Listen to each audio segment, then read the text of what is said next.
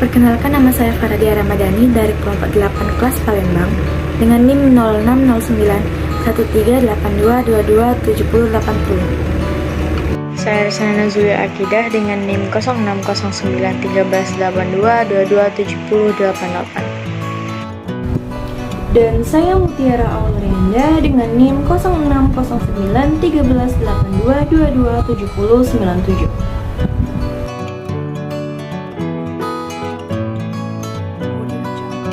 Asam amino.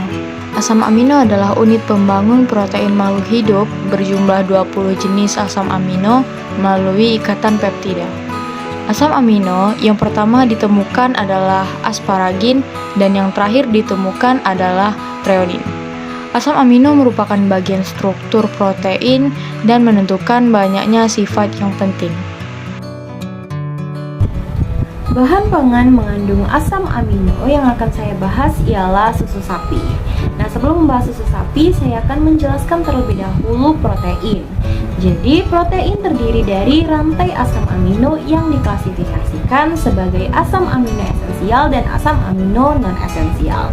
Nah, untuk asam amino esensial, tubuh tidak dapat mensintesis asam amino esensial itu sendiri, dan oleh karena itu kebutuhan ini harus diperoleh melalui makanan ataupun bahan pangan. Nah, seperti yang saya sebutkan sebelumnya bahwa saya akan menjelaskan tentang susu sapi. Jadi, susu sapi merupakan sumber protein terbaik dan merupakan sumber terbaik untuk mendapatkan asam amino esensial. Pada umumnya, terdapat 9 kandungan asam amino di dalam susu sapi, yaitu treonin, isoleucin, lisin, metionin, leucin, triptofan, valin, fenilalanin, dan histidin. Nah, secara kimia, susu sapi mengandung 3,5% protein yang terbagi atas 78-82%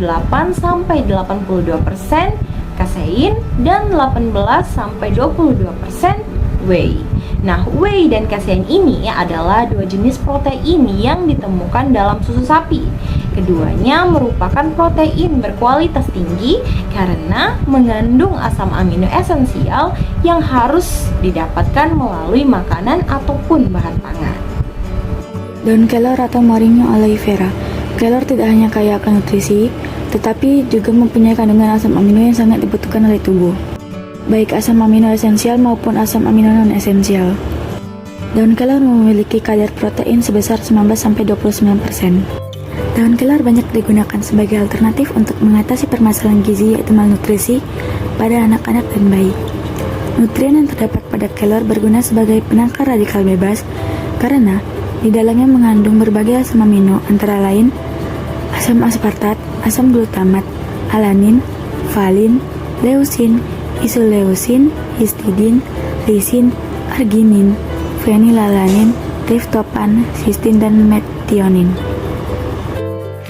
Baiklah, saya akan menjelaskan sedikit tentang kandungan protein dan asam amino yang ada di dalam telur.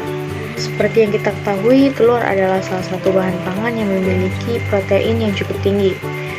Kuning dan putih telur memiliki kadar protein yang berbeda, yaitu pada putih telur terdapat sekitar 3,6 gram protein yang ada di dalamnya, sedangkan kuning telur terdapat sekitar 2,5 gram protein yang terkandung di dalamnya. Seperti yang kita ketahui, telur adalah bahan pangan yang memiliki protein yang cukup tinggi. Protein yang terkandung di dalam telur yaitu sekitar 6,5 gram. Dan putih dan kuning telur memiliki kandungan protein yang berbeda.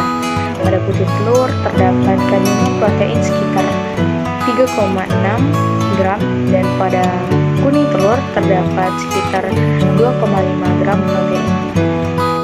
Meskipun perbedaan protein antara putih telur dan kuning telur tidak jauh berbeda, namun pada putih telur ditemukan protein kompleks yang berkualitas tinggi. Di dalam protein kompleks tersebut terdapat semua asam amino esensial yang dibutuhkan oleh tubuh. Asam amino yang terkandung di dalam telur kurang lebih sekitar 16 atau 17 macam asam amino, yaitu seperti asam asparat, treonin, serin, asam glutamat, glisin, alanin, valin, metionin, isoleusin, leusin, tirosin, fenilalanin, lisin, histidin, arganin, dan prolin.